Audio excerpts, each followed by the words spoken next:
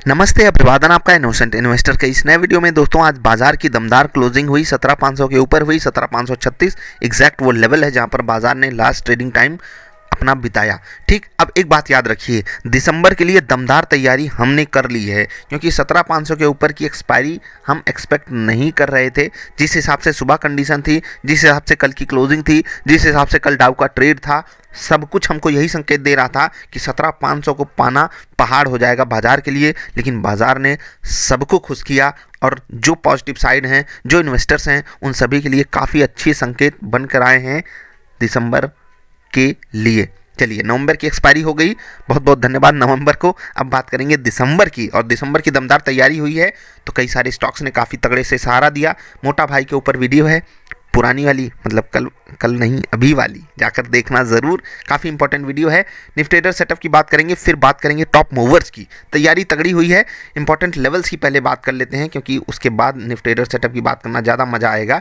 हाँ ठीक है, आपको इसीलिए कहता हूँ कि आफ्टर मार्केट एनालिसिस वाली वीडियो देखने के बाद आपको कल की बाजार वाली वीडियो ज़रूर देखनी चाहिए, क्योंकि वहाँ से आपके लिए काफ़ी अच्छे अच्छे संकेत बनते हैं। जैसे बाजार के लिए बनते हैं ना, आपके लिए भी बनते हैं, लेवल्स आपको मिल जाते हैं ना। पहले तो इस लेवल पे फोकस कीजिएगा।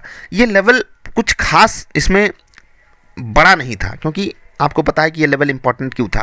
मैंने आपको बताया था 17,358, इस लेवल के नीचे ही बाजार को आपको शॉर्ट करना है। अगर आपको कोई कह दे कि आप कोई भी सेटअप हो, आपको यहाँ पर बोले भैया सेल कर लो, तो आप क्या कहोगे? भाई देखो, तुम सेटअप हो, बहुत अच्छी बात है, लेकिन ये बड़ा लेवल है 17,358। हमारे सर जी ने भी बताया है, हमने खुद भी रिसर्च की है, और बाजार खुद टेक्निकल चार्ट्स पे बता रही है कि ये लेवल इंपॉर्टेंट है, तो हम उसके नीचे ही शॉर्ट करेंगे। कहोगे ना ये अपने सेटअप से, तो बिल्कुल ये आपको कहना चाहिए। ठीक है, निफ्टी ट्रेडर सेटअप पे 3 मिनट की कैंडल, फ्यूचर्स का ट्रेड मैंने अवॉइड किया, ऑप्शन वाले ट्रेड में टारगेट हिट हुआ, और जो 10 मिनट वाला ट्रेड था उसको मैंने अवॉइड किया। कारण यही था जो मैंने आपको बताया, आप उसको जाकर चेक करना जिनके पास सेटअप होगा। सेटअप ज्वाइन करना है तो आप वेबसाइट के माध्यम से ज्वाइन कर सकते हो, नीचे आपको लिंक मिल जाएगा। कोई सवाल सुझाव हो तो वो आप पूछ सकते हो व्हाट्सएप पे। ठीक, अभी टॉप मूवर्स की बात करें उससे पहले आपको बताते हैं, ऊपर जाते हुए बाजार के लिए भी कुछ लेवल्स बताए गए थे। वहाँ पर बाजार क्यों समय बिता रही थी, क्यों कुछ बाजार के लिए जो लेवल्स होते हैं, बाजार वहाँ पर थोड़ा लुचुर पुचुर करती है। मतलब कि जो बाजार के लिए इंपॉर्टेंट लेवल आएगा, अब वो इंपॉर्टेंट लेवल ढेर सारे टेक्निकल इंडिकेटर्स आपको देते हैं। ठीक है, रिट्रेसमेंट से निकलता है, ऑप्शन चेन से भी आपको निकालना पड़ता है कहाँ पर ओपन इंटरेस्ट बढ़ा है, कहाँ पर नहीं। तो आप किसी एक चीज़ पे रिलाई नहीं कर सकते, कई सारी चीज़ों को मिक्स करके वो लेवल्स निकाले जाते हैं। आपको मैं कई बार समझाया हूँ। एक बात ध्यान रखना दोस्त, कि कुछ चीज़ें एक्सपीरियंस से ही आप निकाल पाओगे, और वही एक्सपीरियंस मैं आप सभी के साथ शेयर करूंगा जो लोग निफ्टी ट्रेडर सेटअप ज्वाइन किए हुए हैं। अभी आप रेगुलर ट्रेड करते रहिए। मेरी सबसे पहली जिम्मेदारी है आपको कंसिस्टेंट प्रॉफिटेबल बनाकर रखना। और यहाँ पर एक बात याद रखना, हम हमेशा किस पे फोकस करते हैं? कम कमाने पे। हम कम कमाएंगे लेकिन रेगुलरली कमाना चाहते हैं। ठीक है, रेगुलरली जब कुछ आता है ना तो सुकून मिलता है। हम कभी आपसे ये नहीं कहते कि आप 5% के पीछे भागो, 2% के पीछे भागो डेली। ठीक है, मैं हमेशा आपको ब्रेकआउट पकड़ने के लिए भी नहीं बोलता, ऐसा नहीं, मैं कभी नहीं बोलता। पकड़ने का जब मौका आता है हम पकड़ते हैं, समझ रहे हैं, लेकिन हमेशा नहीं पकड़ना है। जहाँ पर रिस्क रिवार्ड फेवरेबल होगा वही ट्रेड हमको लेना है। टॉप मूवर्स की बात करते हैं, दिसंबर की बात है, आखिरी महीना है, आखिरी महीने की एक्सपायरी में हम जा रहे हैं, 2021 को अलविदा कहेंगे। Let's hope for the best कि आखिरी महीना हमारे लिए अच्छा जाए, चाहे बाजार ऊपर जाए चाहे बाजार नीचे जाए। ट्रेडर्स को हमेशा एक बात याद रखनी है, अगर आपका रिस्क रिवार्ड रेशियो फेवरेबल है तो महीना आपके लिए बुरा नहीं जा सकता। ठीक है, महीना आपका बुरा नहीं जा सकता, ये तो मैं आपसे कह सकता हूँ अपने एक्सपीरियंस से। बाजार अगर आपको देगी नहीं ना कुछ, तो आपसे छीनेगी नहीं, अगर आपने रिस्क रिवार्ड रेशियो फेवरेबल रखा है तो।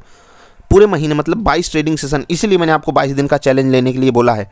जितने भी लोग सेटअप ज्वाइन करें, या फिर आप अगर खुद का भी सेटअप बनाओ, देखो कि वो 22 दिन में आपको अगर प्रॉफिटेबल नहीं बना पाया तो कोई बात नहीं, लॉस तो नहीं दिया ना। कंसिस्टेंटली 22 दिन अगर आप सेटअप पे रिलाई कर जाओ, तो मुझे नहीं लगता कि अगर आप किसी भी टेक्निकल इंडिकेटर पे भरोसा करके उस पर ट्रेड करो तो आपको लॉस देगा। हाँ, रिस्क रिवार्ड थोड़ा ऊपर नीचे हो सकता है, लेकिन लॉस आपको नहीं देते हैं सेटअप। इसीलिए रूल्स पे फोकस करना आपकी पहली जिम्मेदारी होती है। निफ्टी 50 से बेटर परफॉर्मेंस रही निफ्टी नेक्स्ट 50 की एक स्टॉक, केवल एक स्टॉक, कौन? वेदांत। भाई साहब, इसमें तो आग लगती है, क्या मस्त भागता है, गिरावट आती है फिर धूम धड़ाका कर जाता है। उसके बाद Apollo hospital, Torrent pharma, Adani transmission, PI industries, ये सब थे तगड़े भागने वाले। निफ्टी नेक्स्ट 50 के लूजर्स में सीमेंस था 5% नीचे, इंडिगो 3% गिरा, हिंद पेट्रो ज़्यादा गिरा था लेकिन स्टेबल हुआ और वहाँ से रिकवरी भी आई। एसीसी 1% नीचे, एसीसी काफ़ी गिर गया यार, बॉस 1% नीचे ये भी था। एक चीज़, निफ्टी 50 के जो लूजर्स थे वो इतने ज़्यादा ताकतवर नहीं थे जितने गेनर्स थे, और गेनर्स में रिलायंस जब टॉप मूवर हो और 6% भागा हो तो निफ्टी को कौन कमज़ोर करेगा। आईटीसी ने सहारा दिया, इन्फोसिस ने सहारा दिया, लेकिन रिलायंस की बात ही और है, मोटा भाई की बात ही कुछ और है। डिवीज़ लैब 2.5% ऊपर था, टाटा कंज्यूमर भी 1.25% ऊपर था, तगड़ा चला ये सब, बढ़िया मोमेंटम आया। गिरने में ब्रिटानिया, इंडसइंड बैंक, ब्रिटानिया देखिए 1.25% गिर गया। आईओसी 1% नीचे था, हिंदुस्तान यूनिलीवर भी 1% नीचे। वाह, मिड कैप नॉर्मल सी परफॉर्मेंस रही, आइडिया ऊपर था तो कुछ खास वेटेज नहीं। वॉल्यूम देखिए 10 रुपये का स्टॉक है, क्या होगा। कोफोर्ज 2.5% ऊपर, गोदरेज प्रॉपर्टीज़ 2.5% ऊपर, एसआरएफ 2.5% ऊपर, टाटा पावर 2.25% ऊपर। गिरावट में चेल, हिंदुस्तान एरोनॉटिक्स गिरा है 1.5% नीचे। AU small finance bank 1.5%, Shri Ram transport 1.25%, bank of India और एमआरएफ गिरे हैं 1%। निफ्टी बैंक, ये है कमाल, मतलब यहाँ पर तो कुछ भी हो जाता है, ठीक है। बंधन bank, federal bank, Kotak bank, RBL bank, HDFC bank ये थे पॉजिटिव, और बंधन बैंक 2% ऊपर था। बाकी एचडीएफसी बैंक ने सहारा दिया, वो नेगेटिव होता तो क्या होता आप ही सोचिए। गिरावट में इंडसइंड बैंक, आईसीआईसीआई बैंक थे टॉप लूजर्स, और इसी कारण ये इंडेक्स जो है वो नेगेटिव बंद हुआ। पीएनबी 1% नीचे था, एक्सिस बैंक भी 1% नीचे था, एयू स्मॉल फाइनेंस बैंक 1.5% नीचे था। फाइनेंशियल सर्विसेज की बात बिल्कुल बराबर है, Piramal, ICICI general insurance, Kotak bank सहारा दे रहे थे, एचडीएफसी बैंक भी सहारे दे रहा था, एचडीएफसी लाइफ था बढ़िया, पॉजिटिव था कम से कम। गिरावट में Shri Ram transport, ICICI bank, Chola finance, Axis bank, Muthoot finance ये थे 1% कमज़ोर। इसी कारण ये इंडेक्स जो है अंडर परफॉर्म किया। तो दिसंबर के लिए हमारे लिए संकेत सही हैं दोस्त। कुछ लोग सोच रहे होंगे यार सर नवंबर में आप दिसंबर की बात करने लगे। हाँ यार, दिसंबर की बात करना ज़रूरी है। क्यों ज़रूरी है?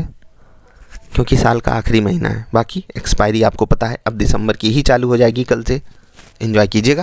कोई सवाल सुझाव हो तो नीचे बताइएगा। सेटअप से रिलेटेड कोई क्वेरी हो तो आप व्हाट्सएप पे पूछ लीजिएगा। मिलते हैं ढेर सारी अच्छी वाली वीडियोज़ में। स्विंगर सेटअप का अपडेट आज रात 12 बजे से डिलीवरी के लिए एकदम रेडी हो जाएगा, मतलब आप तक पहुँचने लगेगा। आई होप आप रेगुलरली वीडियोस को देखते होंगे, तो आपने ईमेल ज़रूर किया होगा IIS करके। पुरानी वीडियोस में आपको बताया गया है, स्विंग ट्रेडिंग वाली वीडियो देखोगे आपको वहाँ से ज़्यादा बेटर मदद मिल पाएगी।